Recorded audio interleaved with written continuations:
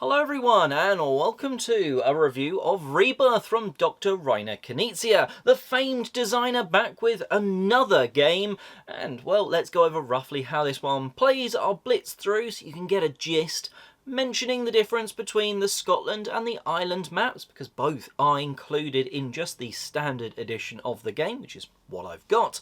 And then I'll give you some pros and cons to let you know if you should be adding this one to your collection. And just so you're aware, Asmodee UK did send me this for the review. It doesn't matter whether you're on the Scotland or the Ireland side, on your turn you're going to be placing one tile and you're going to be using it to try and score you some points.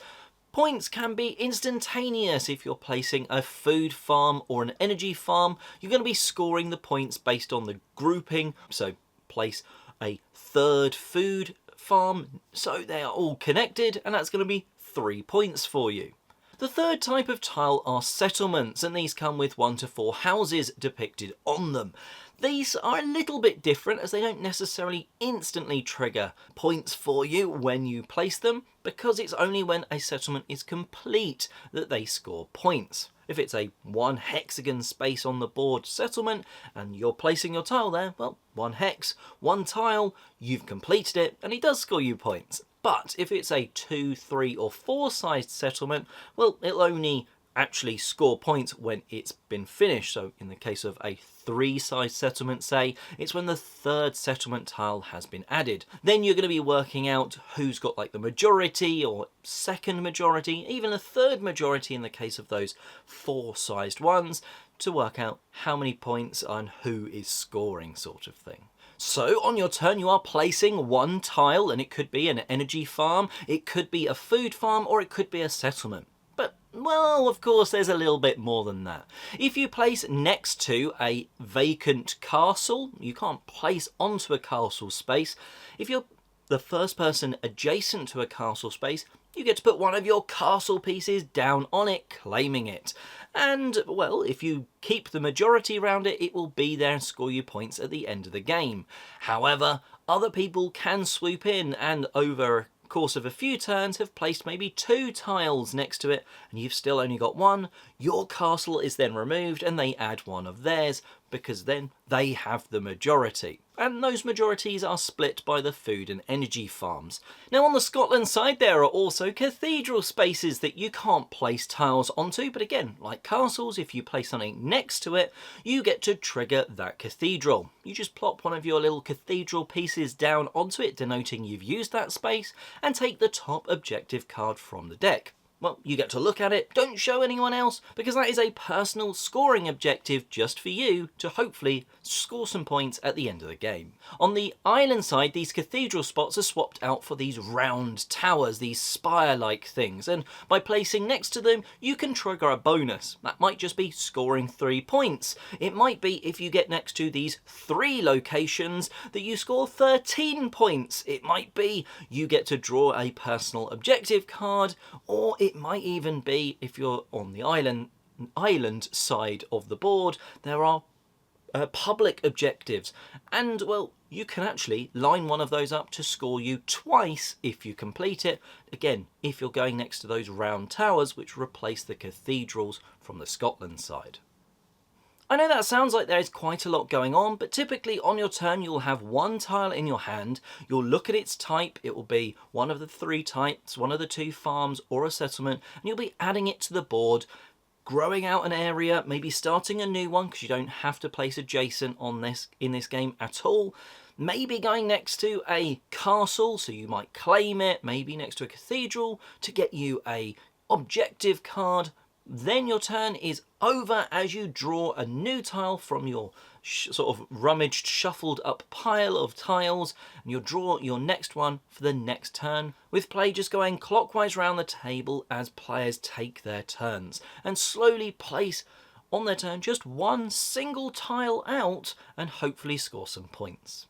Hopefully that does give you a gist of the game, just playing a tile on your turn, hopefully getting points, hopefully triggering some other bits and pieces, getting the majority around those castles for endgame scoring, maybe completing objectives and that sort of thing. And well, that is how Rebirth works, but should you be adding it to your collection? Well, we have to start with the production quality and the general look of the game. It's just stunning. I love the vibrancy of the board. I actually managed to play a prototype of Rebirth around a year, maybe a year and a half ago, and it looked good. But they have definitely amped up the vibrancy and the vivid colours, and it just looks absolutely stunning board-wise on the table. Then you're adding these 3D castle pieces and those cathedral pieces, which just add some real nicety to the board. Would it be nice that if the cardboard chit tokens that you're adding for like the farms and stuff were not just cardboard? Yes, but they do still a fantastic job of very quickly letting you know what this tile is. Oh, it's got an energy lightning bolt on it. This is an energy farm when I play it down. Very super simple, and I love all of the way it looks, and I love some of the little details on the board on both sides. They've got some great little details that when it's not your turn, you can just be looking around the board and enjoying them.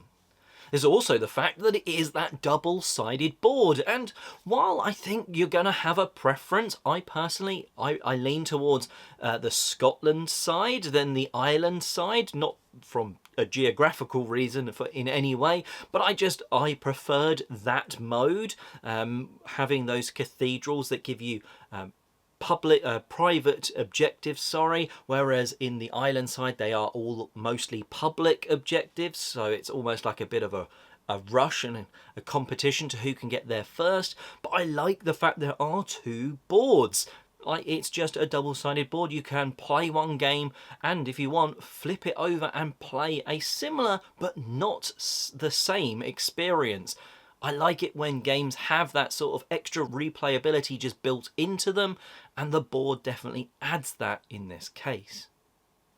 Going into the experience, I was a little worried that having just that one tile on your turn over the course of a few games would start to be like, oh, I don't have enough control. And well, yeah, you don't necessarily have much control if you are not drawing your settlement tiles from your pile, and there's lots of spots open to claim those settlements in nice ways, maybe claim a settlement and get a castle at the same time. If you can't do that and you're stuck drawing food and energy farms, you've just got to kind of go with what you get. Rolling with what you draw is part of the experience, and it also means that by the time it's come back round to you, you haven't been wondering, oh, should I be placing a settlement? Should I be placing a food farm? No, you've got that food farm token, so that decision is actually just, where should I place this tile? Now, I can see some people not liking that and almost wanting a hand of tiles that they can pick from each turn. But it really means that when it's your turn, you've pretty much determined, unless anyone takes that spot away from me, if someone goes there before it's my turn, that'd be really annoying. But otherwise, by the time it's your turn, you know where you're going to be placing a tile. So turns are really quick, and it means it just absolutely zooms around the table, even up to the 4 players. In terms of who I think Rebirth is aimed at, I think it's a Ticket to Ride style player. Someone that is happier with a lighter experience, because your turns are quite simple. You're placing your tile down and hopefully scoring some points, maybe scoring an objective, that style of thing. Now, you can get a little cutthroat, maybe more so on the island, where the island side of the board, where there are those public objectives and you can maybe see someone going for something and try and block them. But you can still kind of block people off. It's like, oh, this person's growing out their food farm, and each time they're placing a tile down of that food in that grouping, it's scoring them loads of points. Well, maybe if I place a tile here and then maybe on another turn there, well, I've limited the size that their farm can grow out to, because otherwise you maybe see them place one tile and grow a farm to now 7 in size and score 7 points, which is huge. That's more than a lot of the objective cards will score you. So you can get a little cutthroat in terms of watching what the other person is doing, maybe other people are doing, work together to stop them. Like, oh guys, this farm is going to be huge, we need to pen that in so they don't score too many points. But it's also that sort of lightness that Ticket to Ride has. So I can see people utilising this as a gateway game. I mean, it looks stunning. It will certainly draw eyes and draw attention to the game, so people will see that and maybe want to play this game, which I think is always a great thing about an entry-level lightweight game. But I think it's also a bit like a Ticket to Ride, a sort of game that you can come back to and enjoy over and over again for its sort of just ease of play. There is a little bit of luck when it comes to those objectives, certainly on the Scotland side where you're drawing a lot more personal objectives.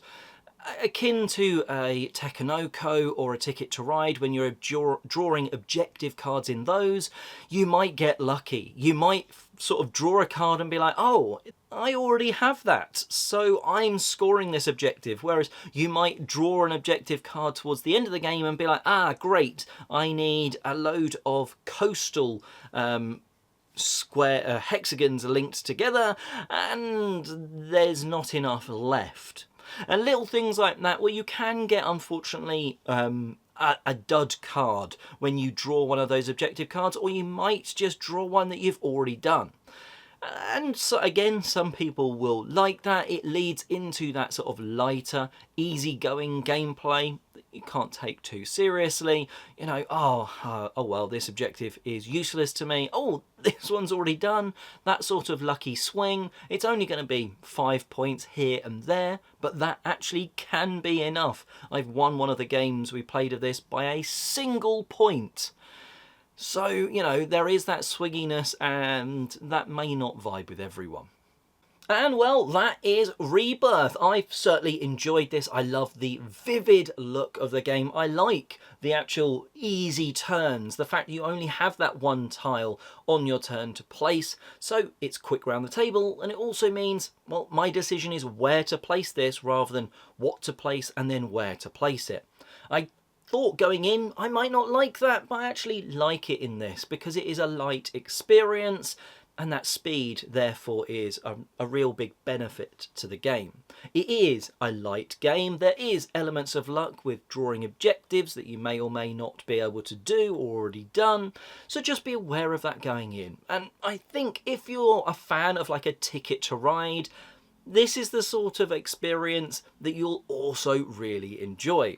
I'll definitely be keeping it on the shelf, certainly because it's got those two boards, so each time we play, maybe it feels a bit different as well, and therefore I can get this out when we just want to play a nice, easy-going game where we can, well, not burn too much brain power after a day's work, that sort of thing. But yes, very much enjoyed it. Certainly enjoyed like that single tile part more than I thought I would, and that is Rebirth. Let me know in the comment section below if you've had a chance to play this one, because I know it's been in a few conventions recently, and it was also crowdfunded, so you might have got your own copy there with some slightly blinged out components.